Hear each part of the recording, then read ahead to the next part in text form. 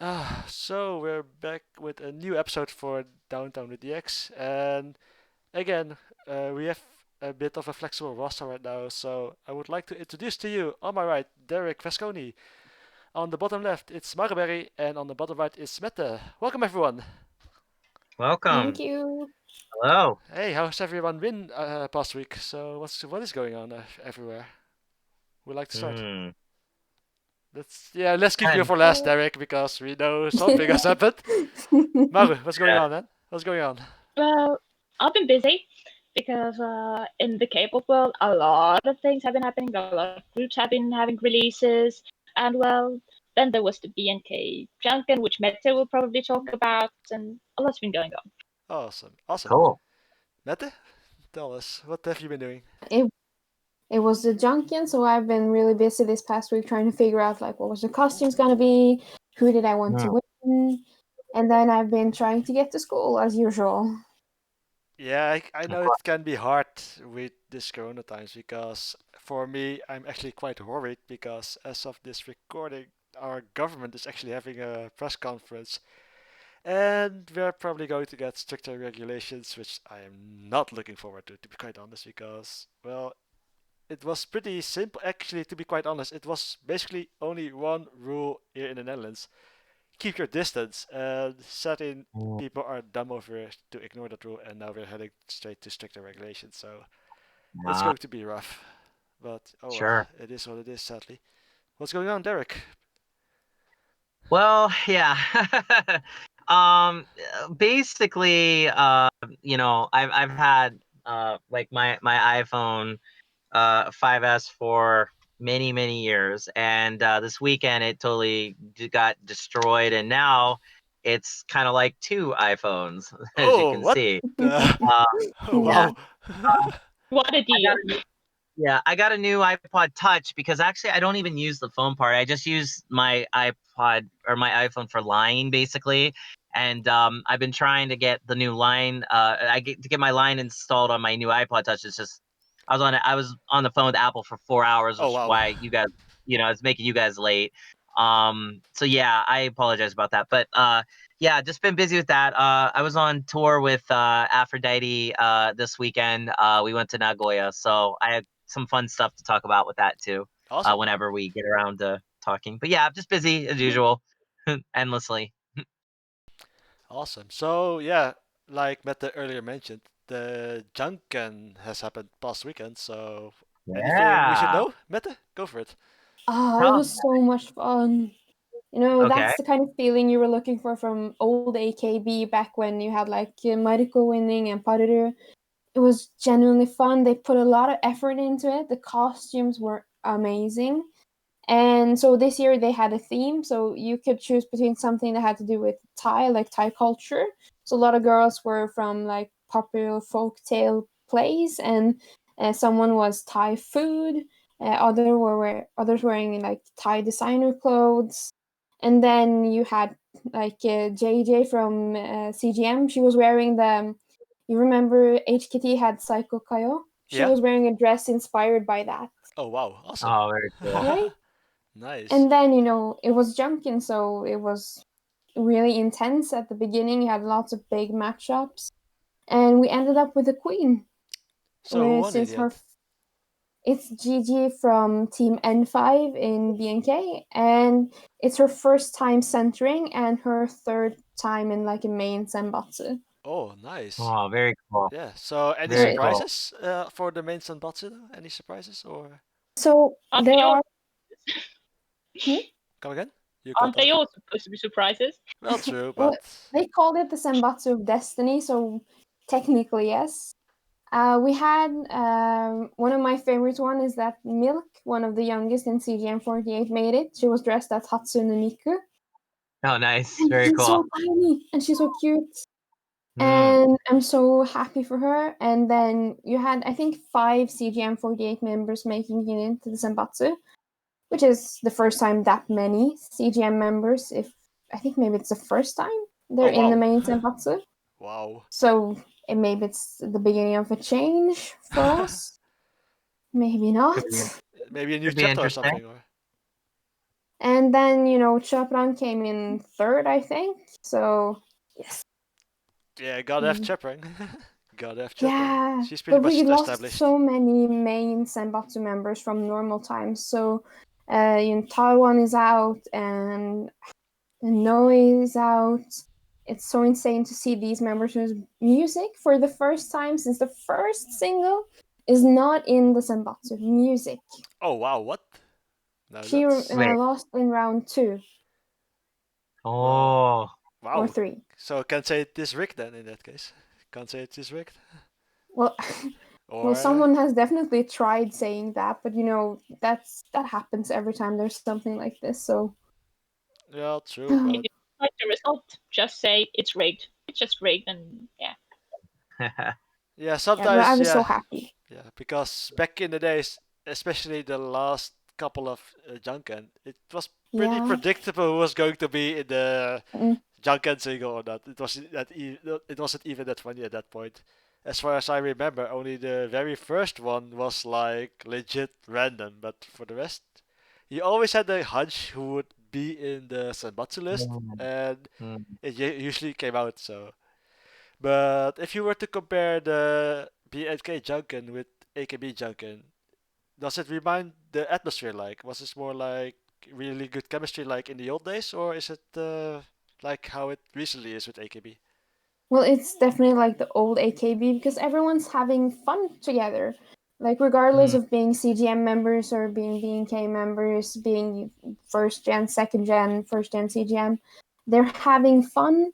They're playing with each other on stage and they're cheering each other on for the Senbatsu. So it's that good feeling of fellowship between members Oh, and nice. something I missed in recent times in AKB. Yeah, to be quite Mm. honest, last couple of Junken tourneys, it really felt like Yeah. stale, predictable, boring at times. It's more like it was a struggle to get through. And then I took a look at a couple of the old Junken, like the very first one and the one after that. I was like, I was having fun. Time Mm. Mm. really flew by. It was like when at the end of the Junken, a couple of hours passed. I was like, what? Where did the time go?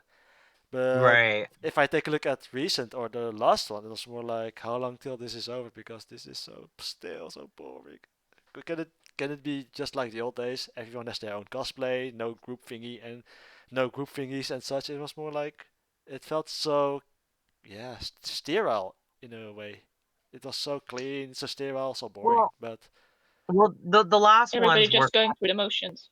Yeah, exactly. It's the last ones were just like you take out like all the cool cosplaying and all that whole thing. You take out you make it all more about groups and stuff because you have too many members. It's like no, man, just make a couple different Junkins, whatever. You have enough Mm. groups, you have enough money to do it. Like why not just spread it out over a whole bunch of things? And then the other thing is, it's like that first Junkin was really it was original because like you really didn't know who was going to win, yeah, exactly. and Uchina, Miami winning, like that was kind of a huge shock, but she did a good job. It launched her whole career. You can go to her restaurant Iwa if you want, like eat there here in Shinokubo. So it's like it's kind of cool that happened for her. But then after that, it did get a little bit fishy. Yeah, it was Like more like it became more and more predictable, and because of that, the whole fun just drained from it. Basically, it became really still to watch because you already knew you already could predict who's going to be in it or not based on who was Yeah. And I think the participating. fun would be, and I think the fun would be gone not just also because it is so predictable. It means like the members, if they themselves also know who's going to win, if there yeah. isn't anything on the line for them, so they themselves won't be as excited and as you know as passionate about it. Mm. Yeah, just Yeah, the agreed. unpredictability made the Mm. Junkan work back in the day, and since it became well, you can't officially say it's rigged, but for the fans it became more and more rigged. This was more like this isn't as fun to watch anymore. The most fun I had during a Junkan was the tower battle between Takamina and Sayane. I still remember that to this day. And then Takamina falling from the stage. Ouch. Yes. Oh man, I really miss those days to be quite Good honest. times. Yeah, I really miss those days, and it's more like I just hope AKB can, after the whole pandemic thing is over, can bounce back. But that's with more artists and more idols in general. So it's more like everything is used to really close fan interaction, and because with all the new regulations, that isn't quite possible to be quite honest. So it's more like it can be really hard. So I'm just hoping for the Mm. best The regardless. AKB should use this opportunity because, like we all know, J-pop it doesn't try to go for the international, public, but they really should use the pandemic time to aim for the more worldwide audience because all these video handshakes and video calls really make it possible to make a connection with fans outside of Japan. Yeah, So they exactly. really should use that. Yeah, that's thing that bothers me the most actually with some of the 48 groups in general because it's only since the whole pandemic thing started, AKB48 itself, their music library is available on Spotify. Back then it was only like NMB, Yeah. SKE, the other groups, but not the main AKB group, which really bugged me. It still is bugging me at this time, but only since the whole pandemic started, their music library is available worldwide. I can go to Spotify right now and click AKB48 and have their whole song library to listen to. Wow. And it Wow. was like, why is it just now? Could it have this been way earlier? Well, but I will say this: the idol world was gloriously behind in the online world. Like that's one of the reasons I started Idol Underworld was because none of these groups were even considering going online because they were too busy. Like the active idol community here in Japan it's really active. Like every single day you're doing something, you're busy. The last thing on your mind is like, oh, let's put our stuff up online, and that's probably true even for the major groups. Now that COVID hit, everyone's repurposed themselves to focus more on the online, and then they're real Uh oh. you just said. And now I think everybody's sort of catching on and actually even in some cases prioritizing the online world over even the real world because a lot of these girls, for example, their parents don't want them playing shows. Like they don't want them performing. They're too scared. Yeah, And I so get you that. have a bunch of idol groups that are down. What are these producers going to do? Well, they have to make income some way. Oh, here's Spotify, here's iTunes. Let's just put everything on there. And so there has been a shift. Now, granted, like here in Tokyo, the live scene is becoming more what it was pre-COVID. Like there's lives every day. Wow. There's starting to be a lot more lives now. There's huge tie bonds. I mean, it's definitely getting back to pre-COVID time. Like for example, I was with Aphrodite all weekend. We had 4 shows in 2 days. Wow. I have a show tomorrow with them. I have a show on Thursday with them. A big show on Thursday. Minase from A Momomo, my like kind of secret Oshi in the group. Ah, It's okay. her birthday. Kansai. Um, like it's every other day there's a show or every day. So it's definitely gotten back to that. Not on the major though. And the AKB world, I think they have too much legal issue there. Yeah, most Like, likely. and also they've had members infected with COVID. Yeah, exactly. Because So Shigane was the latest one, I think. Yeah. they have that issue as well versus the underworld, at least where I'm from, like virtually nobody. I don't know, like it's been pretty we've been spared enormously. But then again, none of the shows are fun either. Everyone sits there, you can't mix. It's I mean, there's some venues here that allow that, like secretly, like it's like a lot of the shows Aphrodite plays, like at this one venue, like they don't care, like you can just do whatever you want. But that's very rare. Like the majority of the venues here, they're taking these enormous precautions. So, but you would think AKB would do that. You know what I mean? Yeah, exactly. Because if I take a look at another different kind of performers, if I go because also watch NJPW and their events, public is allowed, but still with the distance. But there is still public. Sure, they're not allowed to yell or anything, but the chemistry with the public is quite back if you in the New Japan Pro Wrestling world, and I'm hoping to see it slowly but surely return with the idol world as well because as an artist, you really need the fans to be there. It's really rough Agreed. to perform before an empty stage, and it's more like this. The sooner the whole pandemic thing is over, the sooner we can back to regular life and regular shows because every artist wants to perform at the sold out venue, no matter how small the venue itself is, because you need that chemistry. It keeps you going as an artist, I think. I might be wrong on that, but it keeps you going. No, It you're right. also I like mean, confirms like your popularity because like even if you see on a screen, oh, I had 1,000 views or I had a 10,000 or 500 views, it's not the same as seeing the 500 people right there. It just doesn't feel the same. no, agreed. I mean, Aphrodite played a sold out show last night. The last show was sold out. It wasn't that many people, but it was sold out. And like that really got us through. You know, like it's trust me when I tell you, when the girls hear the sold out, it's like, oh, we got to go hard tonight. And not that they don't always do that. A lot of idol groups go hard no matter what, but it's more like that's even more of an incentive to do that. So yeah, it's very much, as a performer, that definitely ups the game. It doesn't matter if COVID's going on or not, or whatever's going on the outside. When you're in that venue, that's a magical space, and so you want that to be filled with people having a good time. Although the idol fans, like, they just want to meet the girls. They just want to talk to the girls. So it's like, at the end of the day, even if the shows can't be that much fun, they can still have that connection with their Oshi. So the idol world's found a way to survive, even though the live component isn't as fun anymore.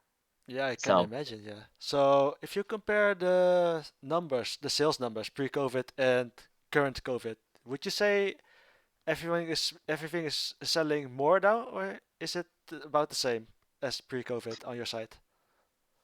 it's getting back to pre-COVID. Like, I mean, again, there's sold out shows. There's, but the thing is, when I say sold out, that's minus 100 people in the venue. Hmm. So like sold out at 60 capacity versus 200. Yeah. Okay. Like, so yeah, it's sold out, but duh. Like, on average, a normal underground idol live will draw anywhere from 20 to 40 people on average. Okay. Right. That's Right. a Right. big, Hmm. like a tie bomb with like 8 or 9 groups. 20 to 40 is your base minimum. You're gonna have someone on that lineup that will have some fans, okay? But if it's a great show, like I'm talking like quality, easily could fit 300-400 people in a venue easily with a tie bond that makes sense. But now with COVID, they've taken out seats. You have to social distance. A lot of people don't even want to go to shows because like it's no fun anymore. Yeah. Exactly. Like a good example is like Ibeck and Laywan. Ibeck and Laywan, their shows are known for being absolute insanity live. They do lifting, but they take lifting to a whole other level, literally. Like they do human pyramids, 3-4 people up in the venue. Wow. I mean, it's insanity at their shows. Like it's just there's more people lifting like up in the air almost than there are on the ground. Oh Like at some wow. point, exaggerating. Like it's insane. They can't do that now. So their entire live is done. Like they can't have any fun. So they're doing a live tomorrow. It's been a long time I think for them. And Ibeck is in Laywan. But it's like I don't even want to go really because it's like I'm still trying to help them. I'm still trying to get them the exposure because I love them. But it's like their whole idea was the live. You know what Hmm. I mean? And it's Yeah. like you Exactly. can't mock, you can't dance. You have to pick your venues very carefully there. You know what I mean? Because Yeah. some venues they don't care, but Yeah, it you know, depends on how lax they want to go with the rules, basically, with the regulations, basically. Yes, there's yeah.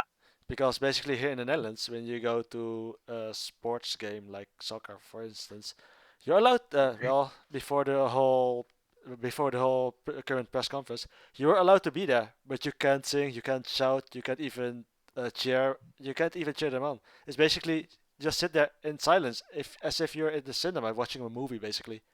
So Yeah, that's weird. I mean, yeah, like Wouldn't that be even creepier? Because it's like I would rather like play in front of like nobody than in front of a crowd that is just dead silent.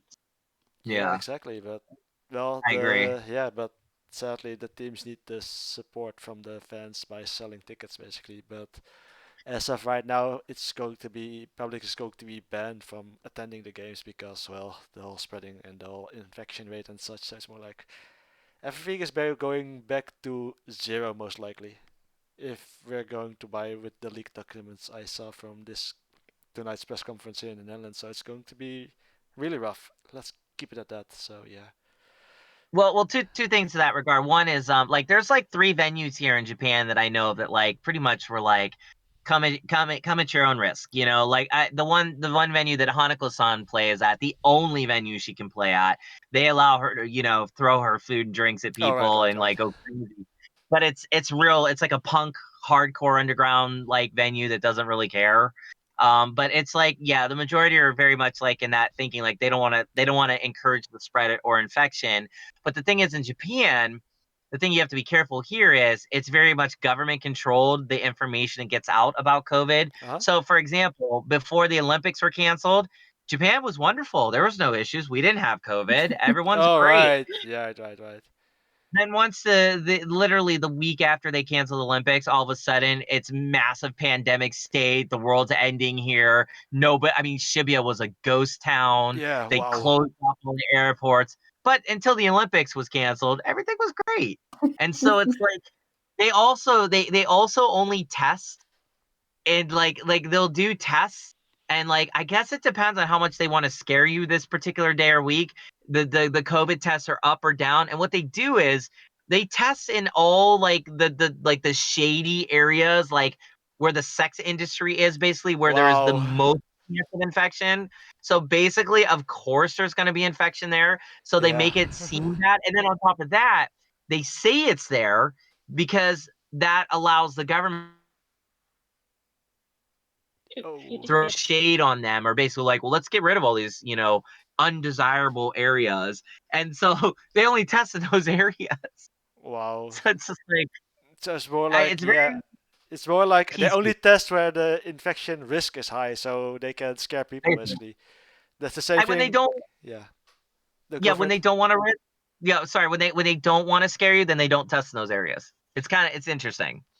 That's actually the same thing we did here in the Netherlands actually, because you could only get tested when you were really sick and you were pretty much almost a goner, then you could test it. So the Yeah. infection rate was extremely high, but through the process of time, basically, more and more testing became available, and the rate became lower and lower and lower. But now they're not testing, basing the rules on how many people are in the hospital. No, they're basing the rules on how many people get infected, because that's the first step of going either to the hospital or not, and going into the IC or not. So it's more like they finally shifted to their decisions on the amount of people that are infected instead of the amount of people having to attend the hospital, basically. So it's basically trying to prevent the second big lockdown from happening here in the Netherlands. So it's more like I can understand it, but there will always be people who want to cry wolf and not conform to the regulations, and that way you go into a lockdown pretty much, which is really Yeah. depressing to think about, to be quite honest. So It's yeah. crazy. But anything, yeah. But going back to the podcast, basically, Maria, anything happening in the K-pop scene? Oh, so much. Oh my god, so much. Like, girl groups, to be honest, are more quiet, although Everglow, the Everglow, that Yeah. has members from Produce 48, they had an amazing comeback with the song Ladida. DX actually is full on in love with the song. Yeah, can't help And myself. to be honest, I am as well. I had it on loop for literally days. It's everything you could want in a song and more. Yeah, is it? It's Nice. yeah. The song I've seen the MV myself, and it's a really sexy concept.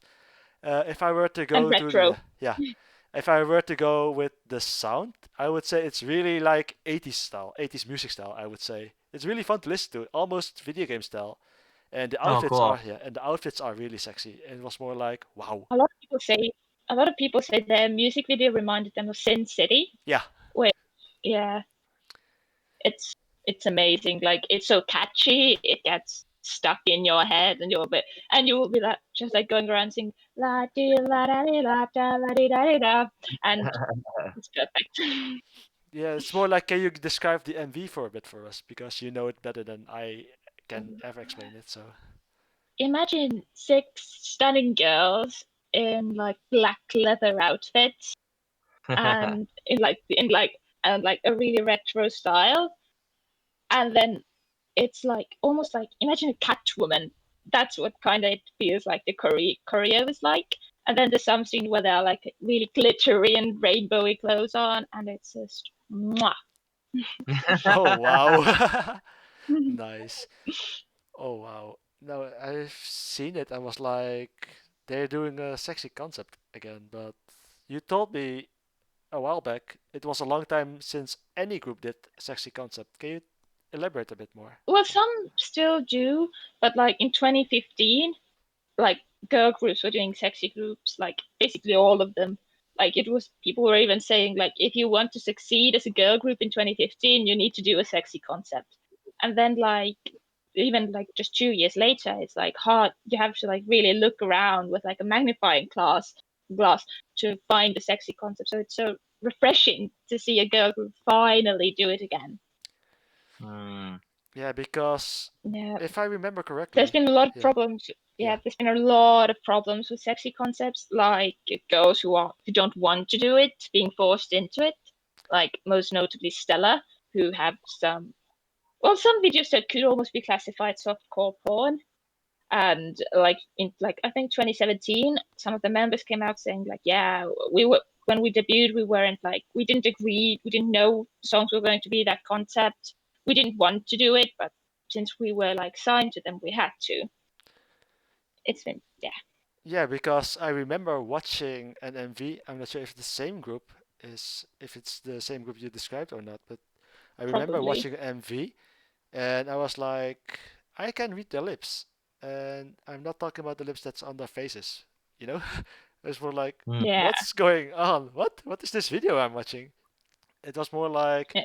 it was basically yeah, basically it was borderline softcore porn, like you already mentioned. It was like, what am I even watching? And did they even agree to do this? And it was Like more yeah, like yeah, there have been groups that where the members really are into the sexy concept, like Sister, who have songs like "Touch My Body" that are like ultra sexy, that really were into the concept, and even after the group disbanded, members continued to do sexy concepts on their own. But then there are like on the flip side, there are groups like Stella, and I'm sure so many others who just don't hear about that were forced into it. yeah, Mm. because sometimes they really yeah. It's something we discussed in the first episode, but I remember a V Life when the V Oh Life. You yeah, remember that V Life I'm talking about? It was basically yeah. the members sitting and some staff member handed them a coat to cover up their legs, but No, it no, kept no, no, taking. no, no, no. It's worse than that. The girls were like doing a V live, and they had like really like shorts on, and like the legs were all like exposed, and the camera was like at an angle to really like show their legs as well. And Mm. then like, and actually another member handed the girls on the V live a jacket to like cover up their legs. And then later on, behind the camera, you could hear a staff member berating the member who handed the jacket, like, "Why did you do that? You know, we want to like show the legs because for the fans and so on." And then you could hear like a hitting sound when he presumably hit the member. And then later on, like some of the members gave jackets again away once again. So Mm.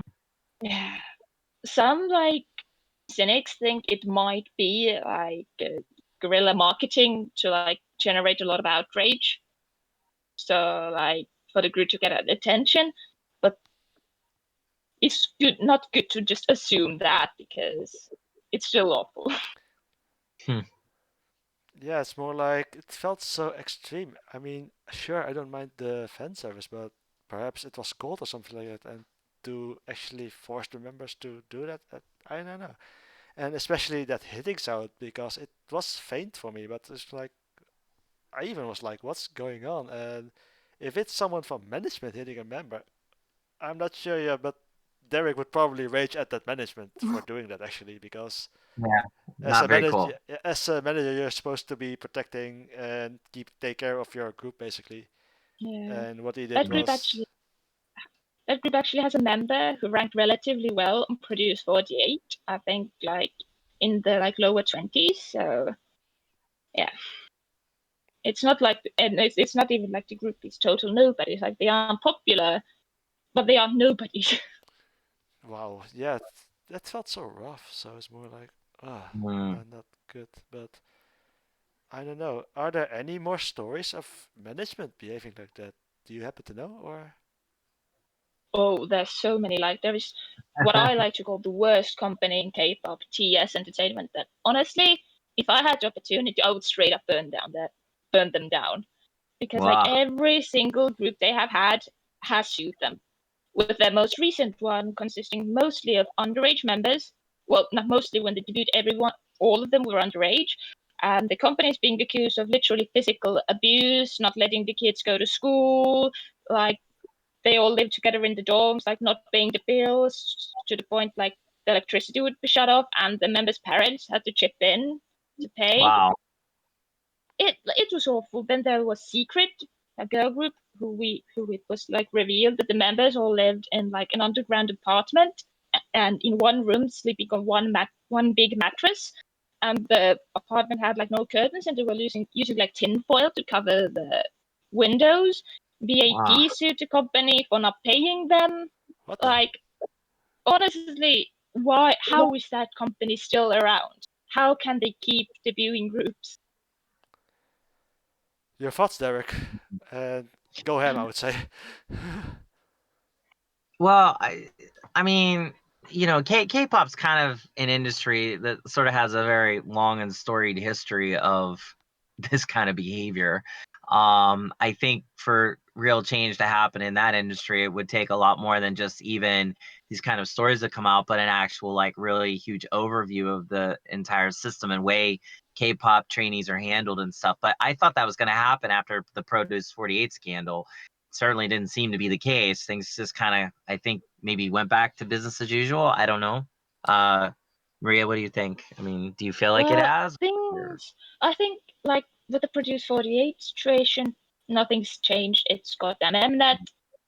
Like the consequences they got weren't that bad. Like the people guilty got the maximum punishment, but the maximum punishment was pretty damn small. So like, and that didn't really have a real reason to change, But Right. like overall in K-pop, things have been getting better for a long time now. It's been a slow and steady, slow process, but it's getting better. Like I've talked with DX that actually like just a few years ago, it was the norm for rookie idols to not have their own phones. Like, but these days it's like it's more normal for the idols to have their own phones from the start. It's also been a lot in K-pop that you have to earn everything the idols. Like even in the top companies, it's often that just debuting idols don't get get quite like cheap food, have small dorms, and it's only like when they themselves start earning money that they can get the better stuff. But thankfully, that's improved a lot. I mean, for me, like, there's two sides of this. I mean, the Korean industry, the K-pop industry seems to run things sort of military style in that sense. Like from what you're describing, it's very much punish and reward system, and you're based on merit and how well you do. On that sense, yeah, I mean, an outsider, again, a Westerner outsider looking into that industry, it might seem very cruel and vicious and oh my God, but let's not forget one thing here. Every single one of these girls signs up willingly. No one forces them to do it. And I mean, maybe in some cases, maybe, but I would Well, not say forcing, but the thing is, a lot of the kids sign like trainee contracts at least when they are like literally 12. And oftentimes they don't actually read the trainee contract through properly.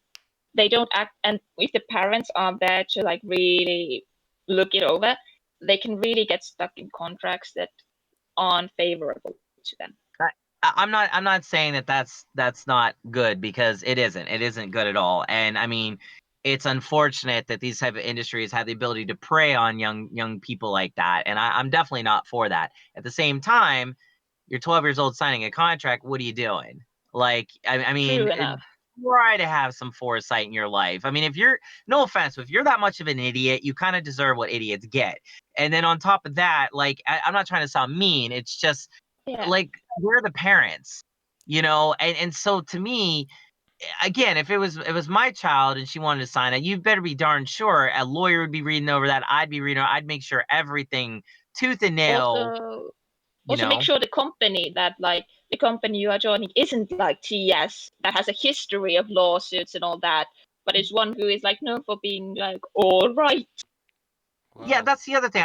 I was just gonna say, at this point with the internet and just the fact that information is available at the press of your button on your phone, you have no one to blame but yourself for being in that situation. And I'm not saying that situation you've caused by being in it. I'm not saying, like, if you're in that situation, it's unfortunate. I feel bad for you. I genuinely do. But at the same time, you're kind of an idiot. Like, you have this whole history of this crappy company. Yes, they put out wonderful groups, but at the same time, they've tortured people to do it. And then on top of that, hello, it's K-pop. You kind of know what you're getting into. This isn't J-pop. This is K-pop. Like, you kind of have to understand you're about to enter the military for girls. So, and boys too. But I'm just saying mostly for it's Yeah. the girl version of paramilitary training. It's like you're about to enter the Navy SEAL of Idol. And if you're not cut out for it, well, then you're gonna wash out and you're gonna owe people money, and it sucks to be you. I'm not Well, I'm not saying to it's be honest, right. with the owing money, like thankfully it's like yes, small companies have trainee debt, but like if you like stay for the whole duration of a training contract, which is usually like 1 or 2 years, Yeah. if you like if you like don't break the contract, you don't have to pay the debt. If you like leave in the middle of the contract, you most likely will have to pay back all the money the company spent to train you, But which there can be a lot. it can be a lot. But then there's also another flip side of this. I'm not, again, I'm not necessarily in favor of No, I get it. I'm not in favor of You're on the torturing. side of companies. I get it. Like not like in the favor of torture, but you see where the companies are coming from. I mean, I like the idea that, like, everybody in this world's soft now. Everybody, I mean, you say one little word and everybody just, you can get sued over it. I like the fact that somebody can enter this and it really, whoever wants it the most ends up on that stage. That's kind of cool to me because it's like, how bad do you really want it? Are you willing to suffer? Are you willing to lose all that weight? Are you willing to, like, basically be put through HE double hockey sticks and then some? And if you come out on top, you have a really good chance of being extremely famous, extremely loved and beloved. That's kind Yeah, of, and I mean, I don't know. and That's kind of cool. perseverance is also a big part of it because, like, especially with big companies, it might be like the company debuts group and you don't make it into the lineup, and then a lot of the trainees in the company leave it because they're like, oh, I've got no chance now. But if you stick through, you have the experience and there is much and it's much more likely that you will get into the next group. Like Choice's leader, Jihyo, she actually trained for 10 years. Wow. Wow. And she saw the company debut multiple girl groups while she was a trainee, and it must be hard to stick around for that long, but in the end it paid off for her. Yeah, exactly. That's Twice what I'm is world saying. famous now. Yeah. So wow. I mean, again, what you just said, like, that's amazing, but it's also like a testimony. I mean, if I even want to bounce this over to the J-pop world, look at Perfume. You know, they started out as crappy little Akiba idols that nobody cared about. They were ready to do everything but give up, but they'd been training since they were little kids together. Little kids in Hiroshima at the dance schools and stuff, and they wanted it, and they wanted it really bad. And even when they were about to give up, they still didn't give up.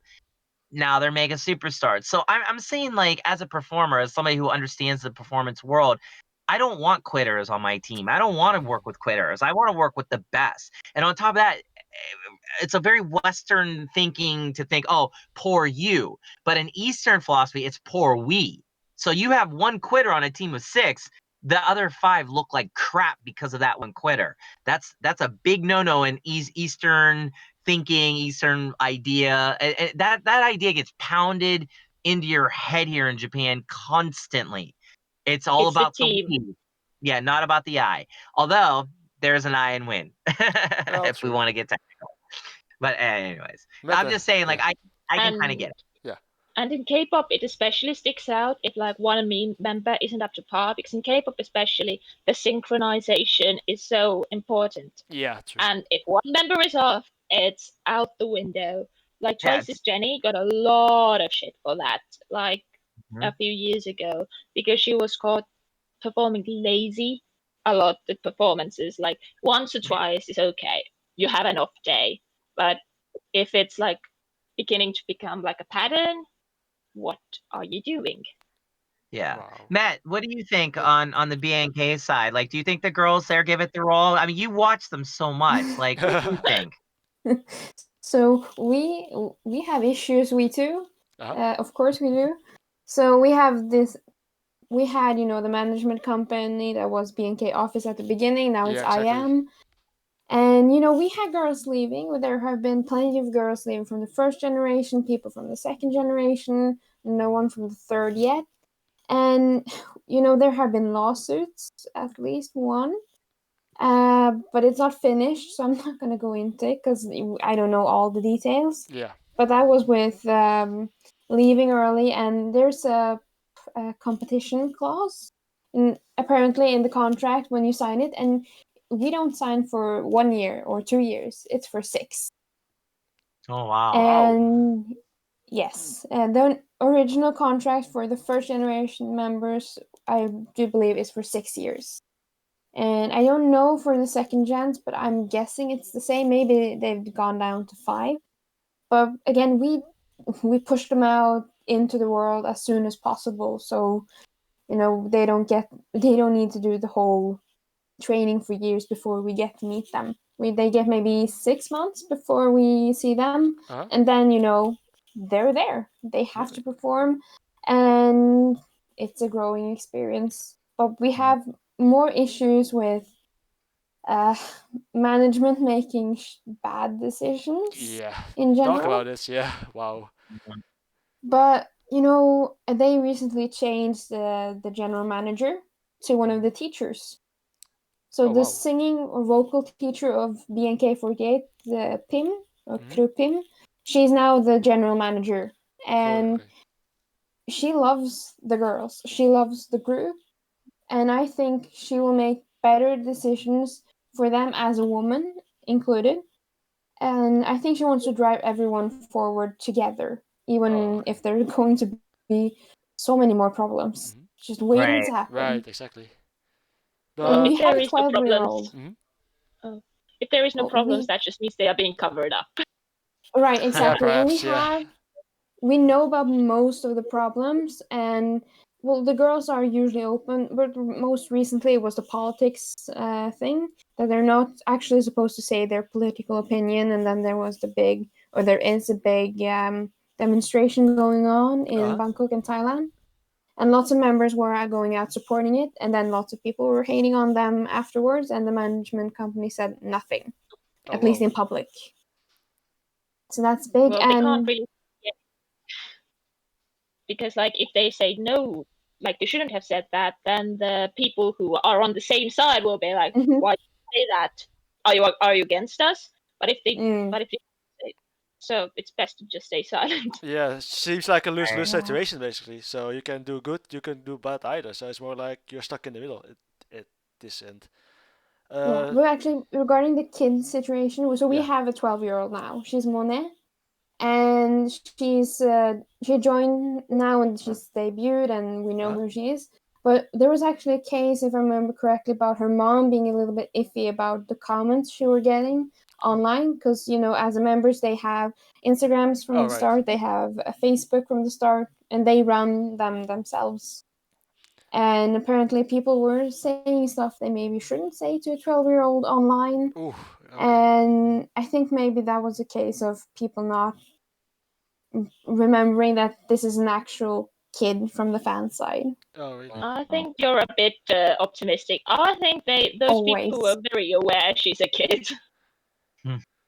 Yeah, but 12, yeah, normally though, if you're 12-year-old, I think you're not allowed to have any SNS, if I'm not mistaken. So is it No, like, because I think her parents or her mom might be joining in on like looking through the comments. That's why she had apparently said, so someone heard that they were troubled by it, and I think they maybe had people shouldn't say stuff about kids like that. And I think maybe the management company should consider keeping to not giving the trainees that much control over their social media, except maybe on the app. Yeah, maybe, but Mm. would it be better to uh, they might have a social media account, but only activate it once they become either legal of age or full member. So it's more like Yeah.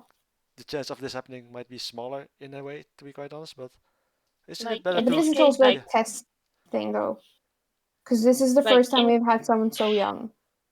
yeah, true. That's mm, a given. but like in here the K-pop way of that at least used to be that like the rookie idols don't get their phones because well rookie idols in K-pop, well probably in J-pop as well, tend to be quite young. It would actually in that way it would make sense for them to not have control over their own social media because well they are kids and they might accidentally say something wrong.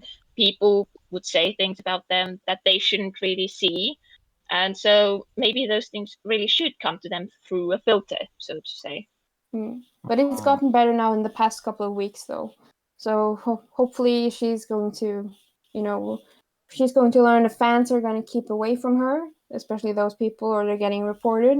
And people are really good in the fandom to check each other when it comes to that, at least on Facebook. Maybe not on Twitter so much, but no members are officially on Twitter, Oh, it but might they do be look like us a up. secret account or something like that.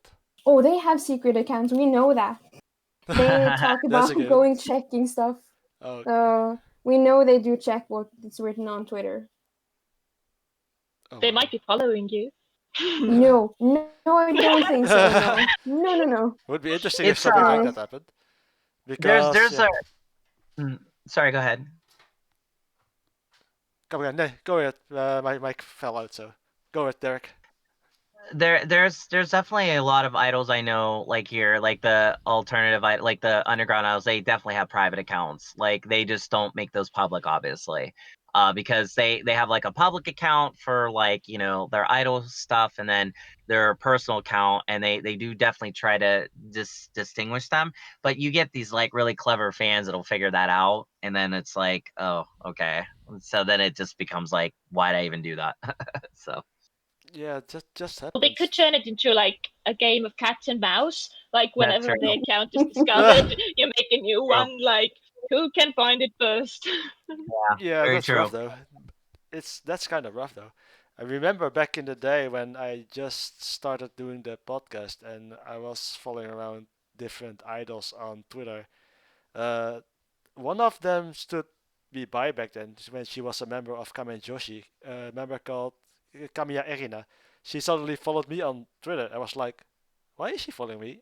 Why is she following Right. me? She's one of the bigger idols in a way. So I was kind of surprised like that. And it's actually fun to get response sometimes when you post from a famous person or something like that. So I can understand why people are trying to attract the attention. And if there is someone actually responding to what you tweeted out, it can be a good feeling, to be quite honest. Have you ever Oh, had an for sure. experience like that? Any of you? Yeah, Yeah. recently. What happened? So, BNK has had an online handshake event. They called it Greeting You Online. Uh-huh.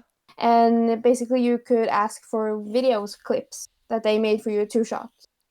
And Mm. Miori, she's Japanese and she Yeah. speaks English and she speaks Thai. And she was asking her international fans if they wanted their message in English or Japanese in case they didn't speak Thai. And she posted a hashtag. Uh-huh. You could tweet that, and well, I had to because I really wanted a message from her in English. Yeah, I can imagine. So, and I got it. I got the first round of Greeting You when she did that. I Uh-huh. got it in English, and then suddenly for the next round, she remembered my name and made another one in English.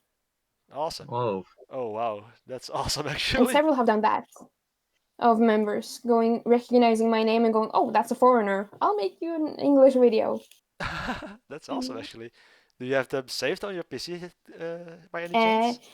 yes, I have doubles, and I have a video of Chaprang saying my name and complimenting me, and that's definitely on my phone, and I got it Wow. on my birthday as well, so it's Very, really very cool. special in my heart.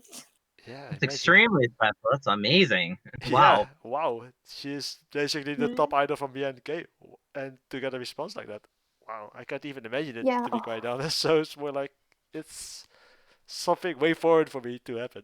The closest I got was a handshake with Komi and with Katamina, basically. So it's more like, it's the same, but it's not as spontaneous as a video message from someone, you know? Right. Right. Mm-hmm. So that's how I experienced it. So, Derek, anything on your end on the underground scene?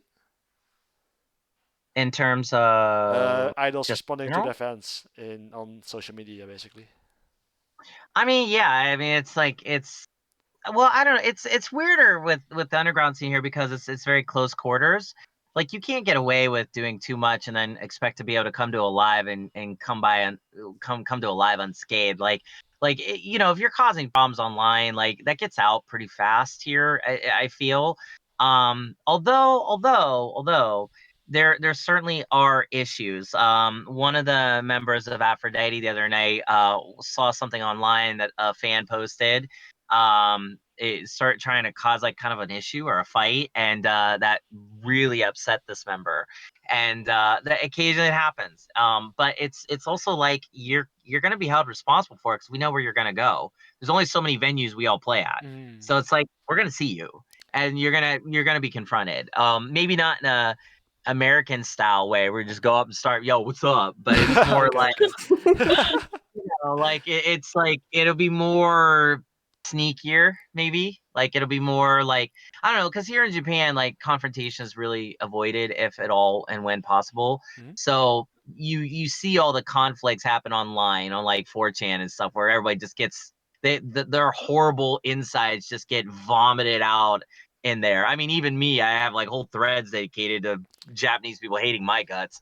But it's just like you also kind of learn to just mute it to turn it off because those people don't have the ability to come to you in lives and like say something directly to you because they're too scared. And so if you could just mute that, you don't got to worry. And a lot of the girls do that because they're, well, again, it's just the amount of busyness, the amount of time you have to yourself. It's very little here. Like you're so busy with everything. And then on top of that, it's like, how do I put it? In the live scene, like there's fan communities, you know, and Uh-huh. sometimes the Yeah. fan communities they'll war with each other, but it's a lot of times friendly warring. It's more just like poking fun, like it's not really serious. And then when it does get serious, it can get interesting, but it's so rare. Like as far as I'm seeing, like I could be totally wrong, but um I don't know. It's not that big of a deal, like per se. Although again, I've certainly seen fans be soul crushing to idols I know and say the meanest, nastiest things you can imagine to them and basically mean it. I've seen idols go right up to idols during Checky Line and say things horrible to them, like Whoa. horrible stuff. So, you know, but that's when idols have to be professional. They have to like kind of hold that in and you know, but then a lot of the girls I work with, they're tough. You say something mean to them, you're likely to get punched in the face. Like Wow. these girls, they don't hold back. Like they're a lot of these girls are really tough. Not all of them, but there's some. I mean, like there's some that would break if you said one negative thing to them. They'd break in half like that. But there's others that are like, you say one negative thing to them, you better run. Like Oh, you're wow. in trouble. Yeah, never So expected to be that bad because, well, with all this, we all had the recent incident with Hana Kimura and cyberbullying, and she was mhm, a wrestler and she committed suicide. So it really depends horrible. on the mental state of the person, I think. You would think a wrestler would be super tough in that regard, but I have a feeling in her case it might have been a lot more than just that. But Yeah. then again, I mean, maybe it was just that.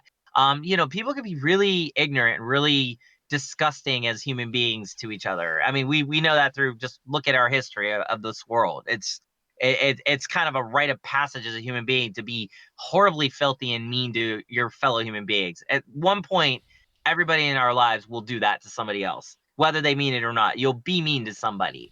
Now, idol fans can take that to a whole other level. You know, they can get real brutal. But again, it's just like at least in the underground world, it's all cool. Like it happens, and yes, people get hurt, but it's also dealt with. You know what I mean? Like Mm. you get held accountable pretty fast for that stuff. I feel in Oh, some okay. cases.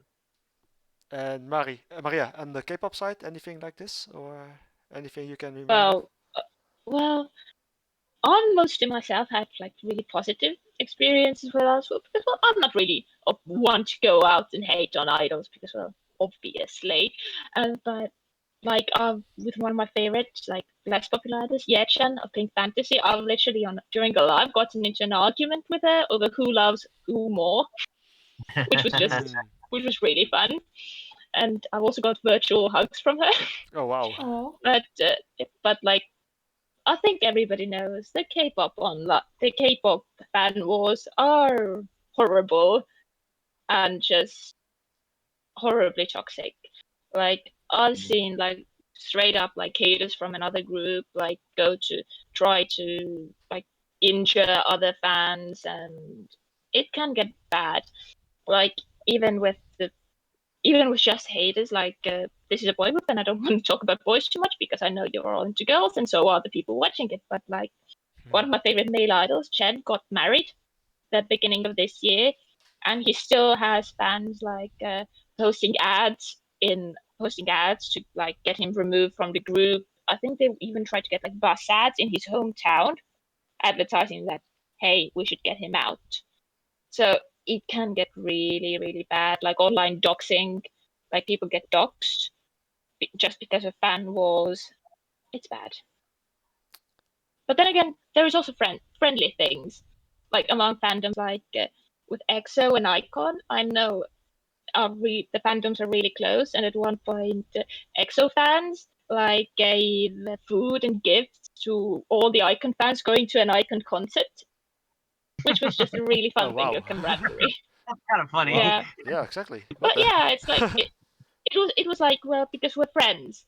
It's like and then like EXO and VIX as well because like VIX members helped EXO like during an event. So EXO fans were like, so we are going to like like learn all your fan chants and all that and do that at like your concerts and when you're performing, just to show support. Oh wow. It's good. That's actually awesome. Yeah. It's more That's like real So like cool. when it's good, it's great. When it's bad, it's very bad. Yeah, there's no in between the middle basically, or that's the just I'm getting from it. Because let's see, I remember going it's an own experience I had back in a couple of years ago. I was wearing a 48 Takamina shirt, which was basically an AKB based shirt I created for myself, and I actually wore that shirt to an HKT concert and to an SKE concert. It was more like I'm it was kind of taboo to wear stuff from other groups to, for instance, SKE or HKT, but they didn't mind because, well, I was just that foreigner who happened to be there, and he didn't have anything else, so it was a closed eye. But normally, you're not supposed to wear anything from other groups to, for example, an NMB or an SKE concert like that. It's quite competitive at times. Sorry, I got interrupted. Hey, suddenly okay. Yayo. Since when did Yayo enter this? Remember the times there with Yayo? I just stared at Yayo. Wow. That's like a regular occurrence with Yayo, where like his family would just they'd have like full on conversations. Yeah. We're just It's a popular guy. What can you do? This is funny. Yeah, it was funny. Yeah, it was really funny. No, I know, like, there's like in the idol world, like in the underground idol world, it's very common. Like if you're an idol group, you only wear your shirt. You don't wear anybody else's shirt. So it's kind of funny. Like, everybody supports themselves in that regard. And then the fans, of course, you only wear the shirt of the group you're going for. If you wear somebody else's shirt, you're considered a DD, a Dari demo. Like, you like Yeah, everybody. exactly. Which that's cool. There's guys that make a whole like thing out of that, and everybody knows, oh, he's DD. It's cool. Like they don't care because the real diehard fans realize that if that person, the DD fan, gives a couple thousand yen to some member of a group that you love, that's helping your group. So okay, you're welcome. And then if you want to go help another group, okay, whatever. But it's like it can get very loyal. Like the loyalty ties are certainly strong. I've certainly seen funny things with that too, where like some fans will taunt and tease each other.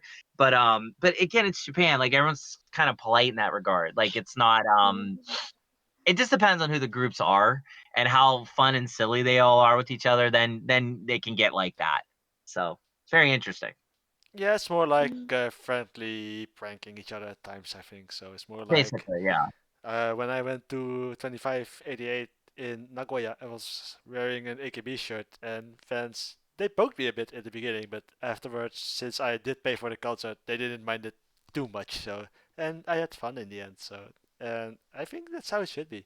Some poking fun is fine as long as it doesn't get like violent or something like that, like for supporting Yeah, a sports team and such, you know. I remember like Hanako-san played Kaki from Necroma's Seitan Live last year, and I remember like she lost her mind at that show and went real nuts. And Bakura Tsujoshi was there, and they were like up in the balcony watching down the stage, and Hanako-san saw them and was like shouting all kinds of crazy stuff at them and started throwing toilet paper at them. And the girls, the Bakura Tsujoshi girls, they're tough, so they were just laughing. They loved it. And then there was a fan in the front who would not leave her alone and was kind of like real, not harassing her, but like in her face. You don't do that to Hanako. So she like literally drop kicked this dude. I mean, like kicked him as hard as she could in his chest. He was wearing a Melon Bataki shirt. And so she was like, "Why are you wearing that shirt at my show? Don't wear that shirt. Like you're like, ew." But it's like she has no problem with Melon. Like Melon are cool. But it was funny because she like flat out like caved this dude's chest in. And he like why and she's tiny. I mean, she's about the size of a fourth grader.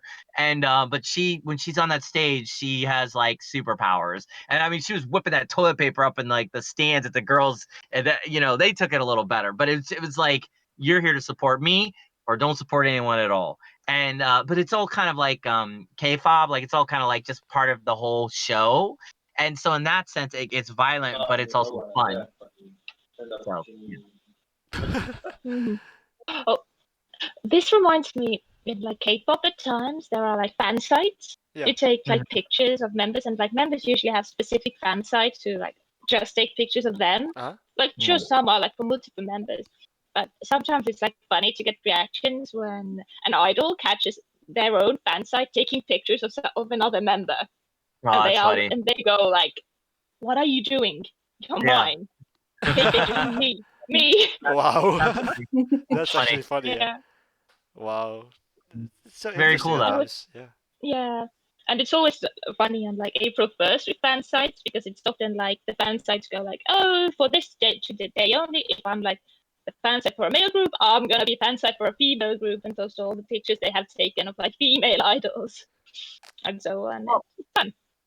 Well, like in the underground world too, one of the best things about fandom is like when you get a fan community that's really strong, they all know each other, and they realize when somebody who's not part of that fan community has entered a show. Like what I mean is like, so this group that I've talked about before, Gochasto, like they Uh-huh. were legendary when it came to their fan group because everybody knew each other, and they always played at Yotsuya Lotus, which is basically like their home base. Yotsuya Lotus is the size of a small apartment in Japan. There's nowhere to run in that place, and even 20 people in there can make it feel like 400 people because you're just packed. And so when you're coming in there and you're not a regular, you stick out. But the cool thing about the Gachasto fans is they didn't make you feel like that. They would talk to you, and then the one thing Japanese fans would do if they really were cool with you, or they saw you maybe for the first time, or even maybe they see you a couple times, and Uh-huh. someone felt confident, they grab you and they pull you and they throw you up front, Oh and wow. you have no choice. You have no like that happened to me. My all-time favorite live I've ever been to was at this place, Ikebukuro Cross or something. Oh, It of course. is a Yeah, big, I know that. Yeah. and yeah, it's like gone now. But like it was basically three groups. They each played for about an hour. The headliner was of course Yanamio. Yanakoto Sotomuto was my favorite group, and then Dots was playing, who they're now known as Ray. And then there's another group, Ryukyu Idol from like Okinawa, and Mhm. the Ryukyu Idol fans were like they were on a whole other level of craziness because they started the show. Now I'm in the back, okay? This was when I was a fan. I wasn't staff. So like I could do fan stuff. And I was in the back. I had my Yanamu shirt on. I'm just waiting patiently for Yanamu to come on. I thought I'd go up front to check out Dots, but I was like, it's all right.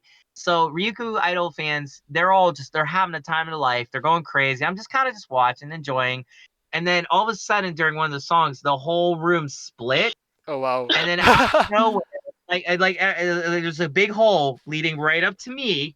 I'm like in the back, but it's like I'm dead center, and some gigantic freaking Japanese dude who could have been a sumo wrestler grabbed me. I had no choice. He like dragged me to the front, and of course I'm the only guy in there too. So at first I thought they were being racist. I'm like, why are you picking on the white guy? Like, 'cause I literally was the only foreigner there. That happened to me a lot at the Idol Lives. Like, I really was the only foreigner at so many of them. And but I remember going up front, and then they thought I didn't know this group. What they didn't know was I very much know Ryuko Idol. So I started doing the moves. I started doing the Fear copy and singing along, and everyone was like, "Ooh!" And so like it was like instant acceptance. Oh, And then like nice. what was cool was those same fans later for Yanamu, well, that same dude that picked me up, he threw me onto a pile of fans for my Oshi Nadacha, because this was back when like Yanamu would actually get in your fucking Easy almost there. swore there. Easy there. They actually get in your face and like be this close to you. I mean, I could see the sweat pores coming off of Nadacha's like eyebrows and stuff. And like she was like in the center for like the last song, and she was like up on like the monitors, and there's like there's no stage. This is like 3 inches off the ground basically. So like my knees are like destroyed because the crowd was insane. Like I was getting pushed on. I was literally on the stage at the enemy because I had no choice. But they didn't care. They know me. So, but at one point there was the big pile up of all of these fans in the middle. Like they just start piling on each other, and I'm looking over there like, wow, I wish I could do that. Next thing I know, You're like in. I'm transported in the air, and I'm like, it was the best thing ever because the fans like.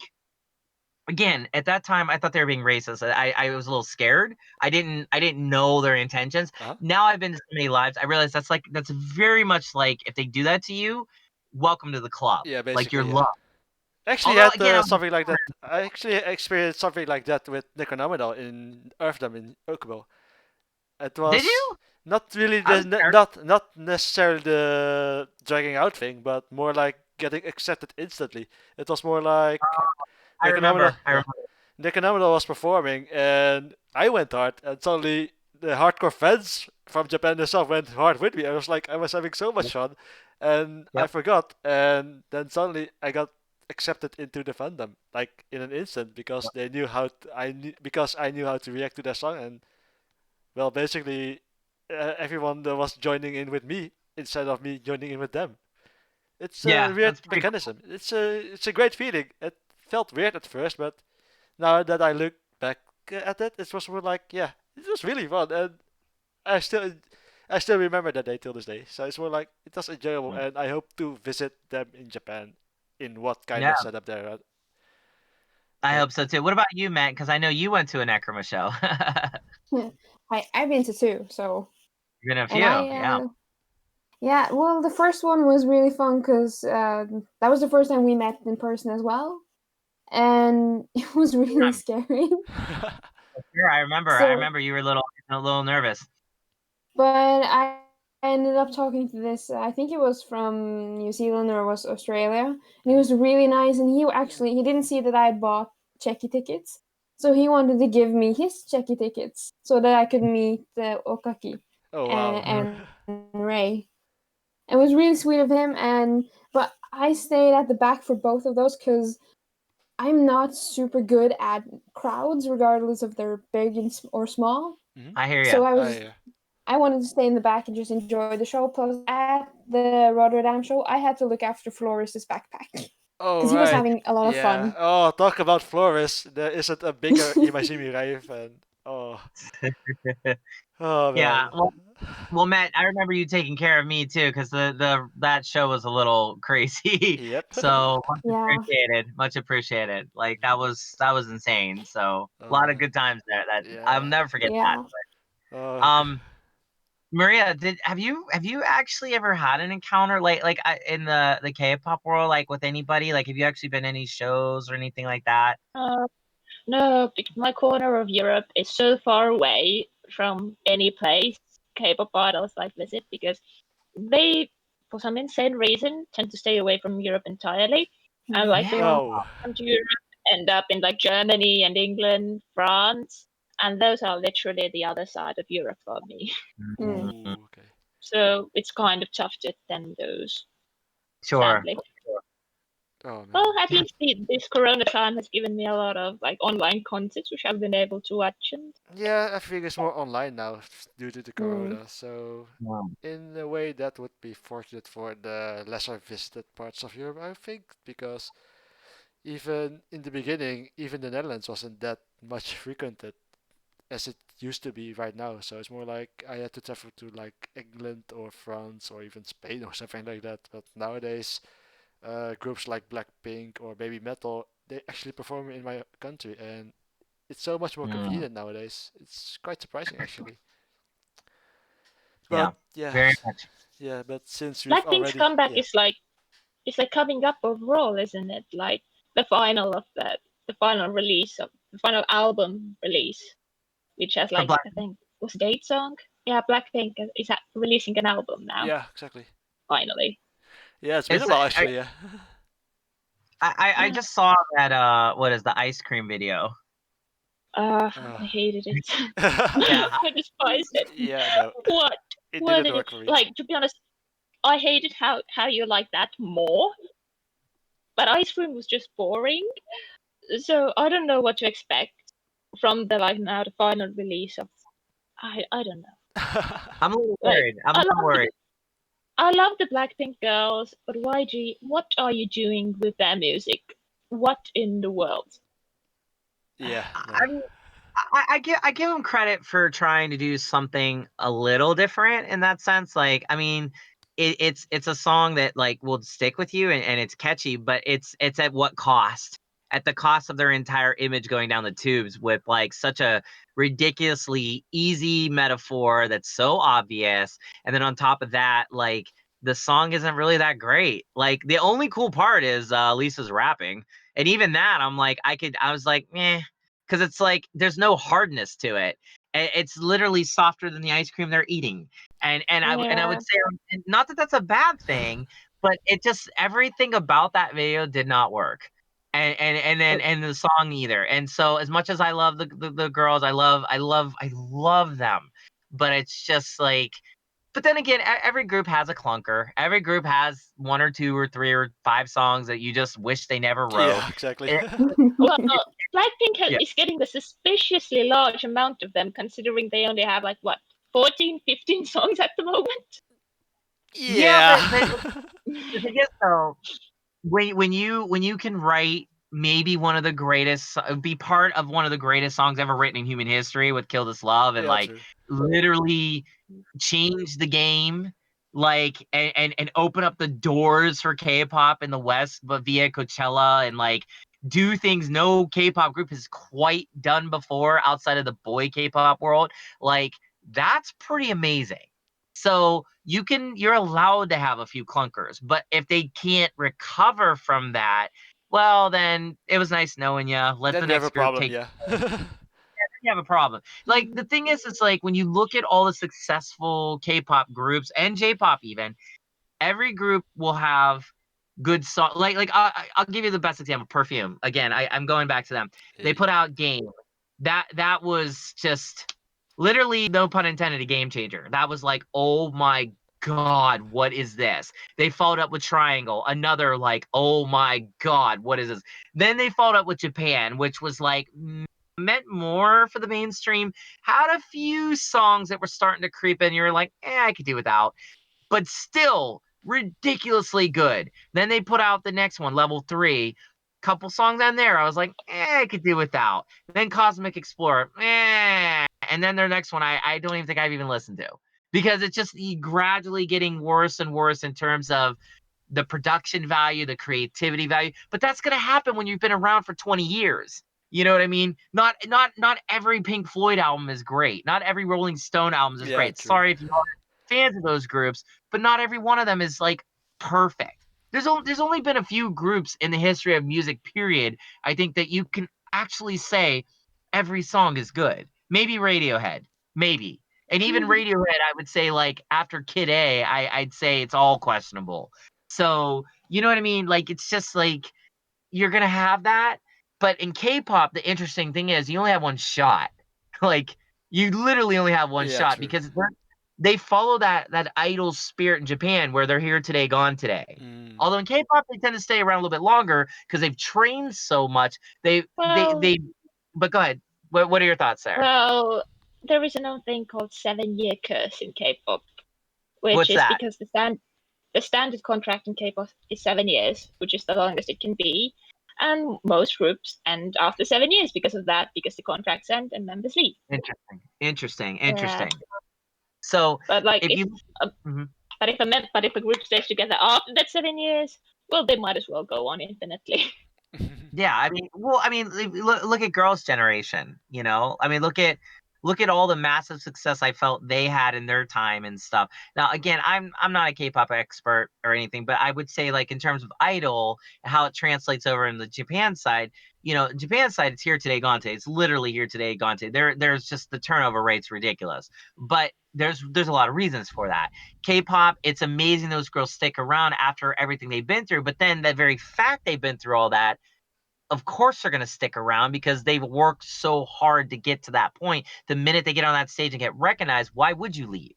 Outside of being bullied or some other external force that's causing you to, you're going to stick around. And that includes when you have clunkers, because that's not necessarily going to tank you. Because like you said, like Maria, you have a contract, sucks for you, but you might be known as that group that was good, but then the rest of your contract, you're just that, okay.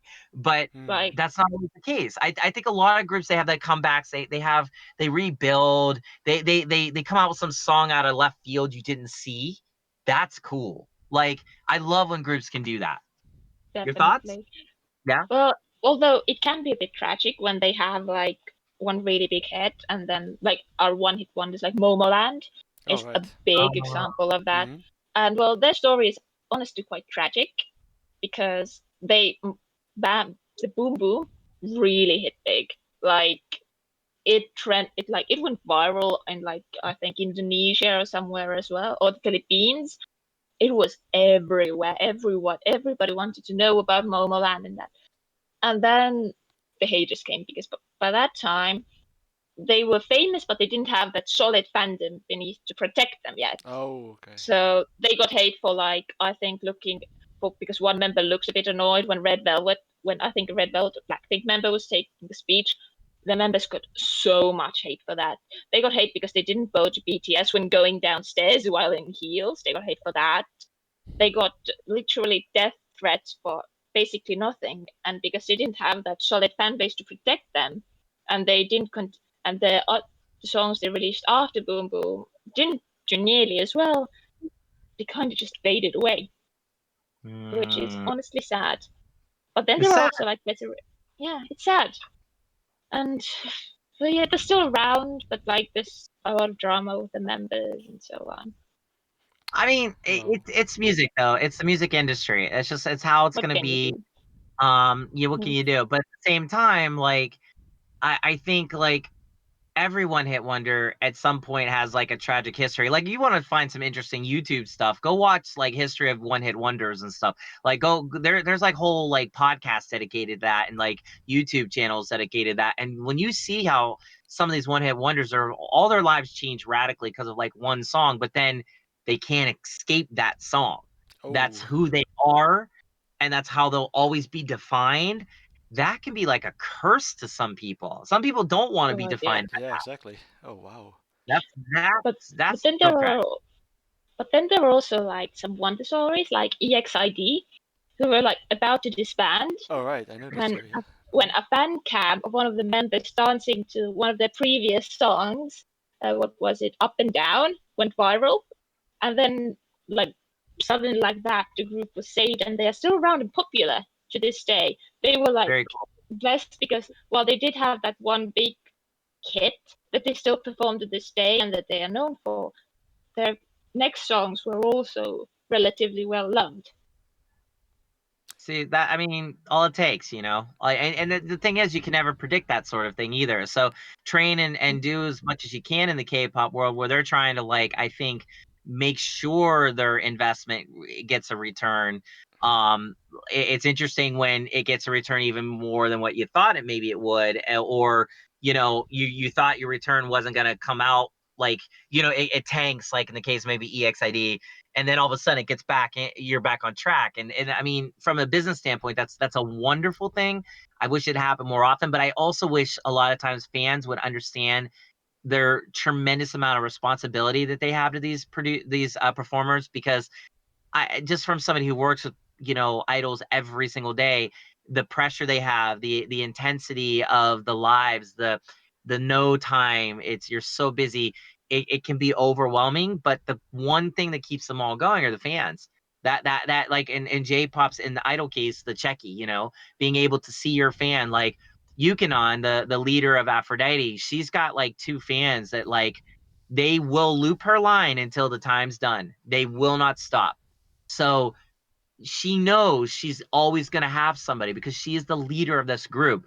And so these fans, I mean, they will drop thousands of dollars on this girl over the weekend just to make sure she has somebody, to talk to.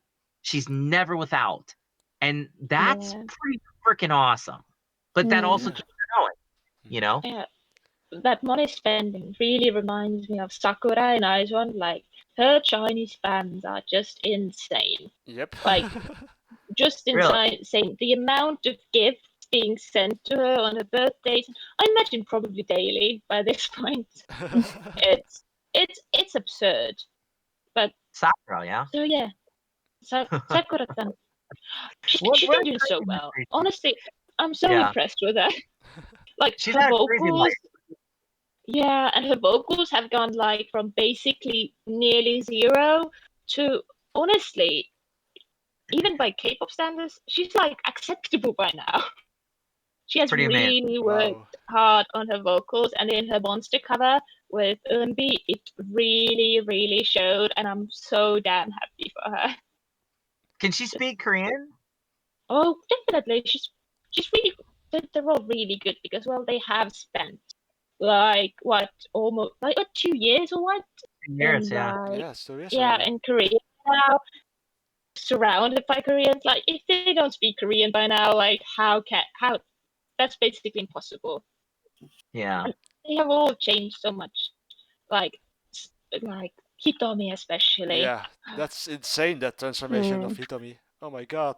I took a look at some of her old Team 8 photos, and then I see a recent photo from IS1, and I was like, is this even the same person? Yeah.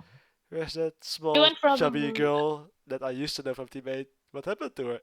It's basically a she super went transformation. from she went from a cheeky kid to like an elegant lady, I would say. Oh yeah, definitely. Mette, your thoughts about any transformations from idols? Well, actually, this is really fun because a couple of weeks ago, BNK48 released the audition pictures from everyone from first gen to second gen, and then added the heavy rotation profile shot next to it. Oh wow. And that was so weird seeing how people have changed. And there's some of them look almost the same. So Chopin just has shorter hair, and Jane has still the same amount of hair. And then you see people like Fi, who's now, she's not a facial different, but her hair is different, and she looks so much more confident now than she did before. Mhm. And it's just incredible to see that you've seen them from the beginning to where they are now and where they're going. It's such a rewarding thing to experience. Yeah, I can Very much. imagine, yeah.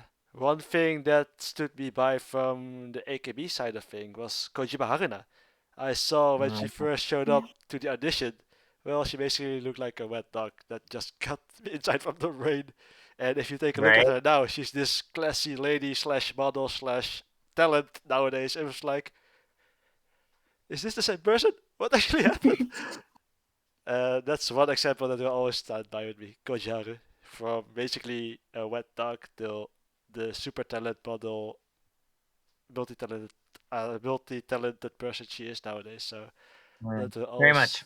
that was will always be stand by with me. But with that, we are really far over the hour mark. So anything we should look forward to in the upcoming week? Let's start with Maru. Well, to be honest, well, I've got the same things I was saying before. Like, in the first episode, Twice's album, IZ*ONE's first Japanese album is gonna come out one day soon.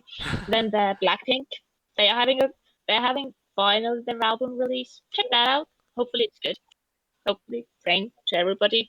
And also, this is boys and boy groups, and I know, like I said, most people watching this aren't into boy groups, but NCT is having a release with all their 23 members.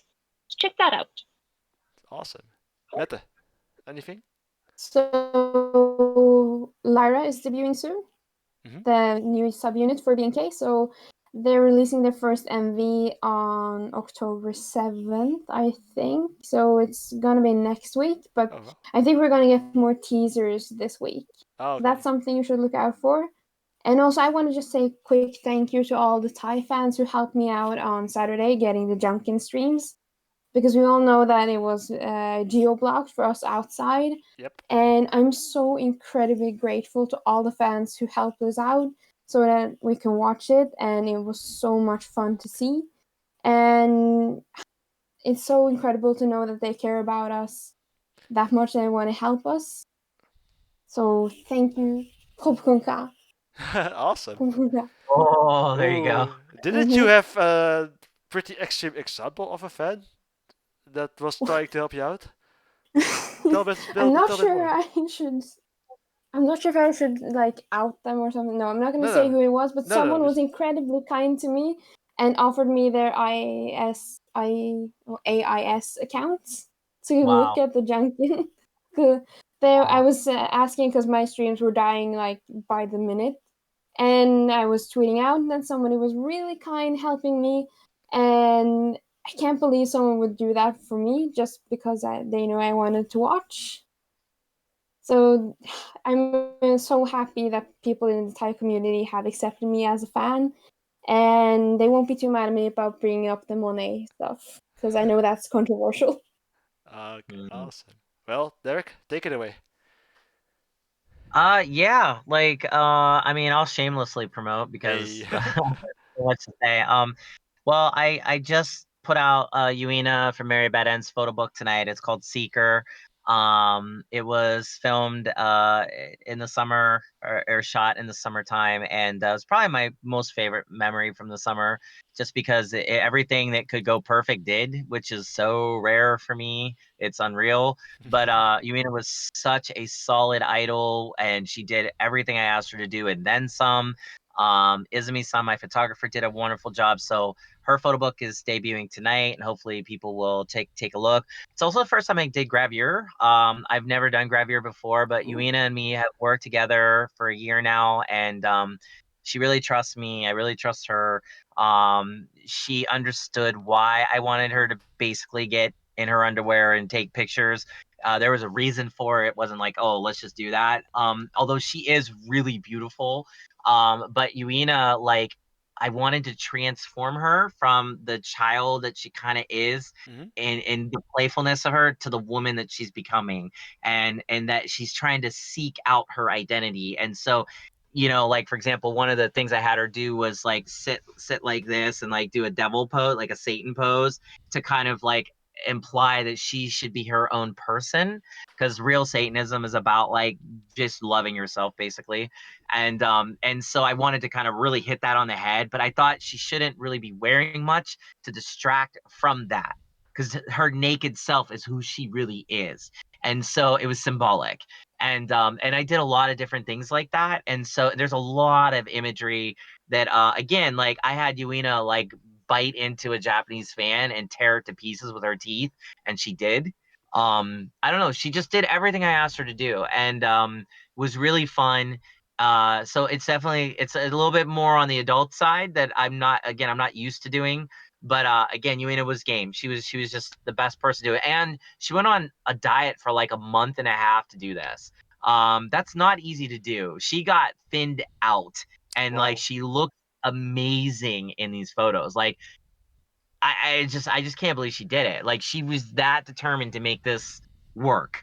And so I give her a lot of respect for that. I also put out Okinawa Electric Girl Saya-chan's photo book. She's a girl from Okinawa who's an idol who does like Okinawan singing. She's probably the fourth best voice in the entire idol industry. I don't think there's many people that are better than her in terms of singing. She's also like she's only like 19 or something or 20. I mean, she's super young. She's put out all these CDs. She's incredibly creative. I flew her and her manager and the photographer to Okinawa to do the photo shoot, and I didn't want to do any of my shots. So basically, they did that. That's out. I think I already talked about that. Yep. And then so yeah, so that's out. Still trying to get sales for that. But Yuina's book is out right now. I haven't like did a hard announcement on that because I'm still trying to add some stuff to it. Like I took Gravure Checky, Uh-huh. and I'm to be honest, I'm trying to find it. It's here. I Oh. gotta find it before I put them up, just because I have so much stuff here. Because it's like I just got mountains of like idol goods to sell at this point.